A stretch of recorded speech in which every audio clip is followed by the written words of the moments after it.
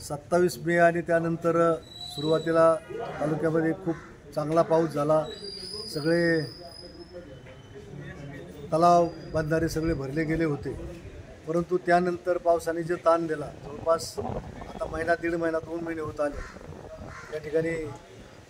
पावसाने उघडीप दिलेली आहे। तेव्हा अशा परिस्थितीमध्ये पिंपळगाव जोगा असेल, कुकडी कॅनल असेल, या पट्ट्यातल्या शेतकऱ्यांनी मला विनंती केली, मागणी केली होती की पिंपळगाव जोग्याचं ओव्हरफ्लोचं पाणी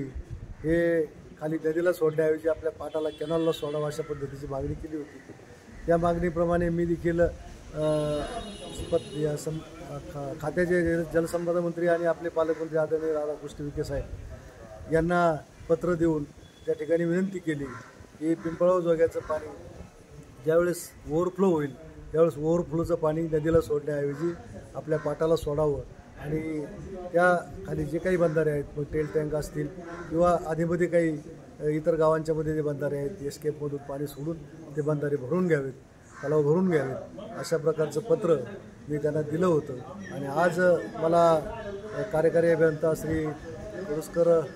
यांच्याकडून आज खऱ्या अर्थानं कळवलं गेलं की पालकमंत्री महोदयांनी त्यांना सूचना दिलेल्या आहेत आणि आता सध्या आपलं पिंपळगाव जोग्याचं धरण हे 85% भरलेलं आहे आणि म्हणून त्याचं ओव्हरफ्लोचं पाणी आपलं सोडलं जाणार आहे। म्हणून त्या ओव्हरफ्लोचं पाणी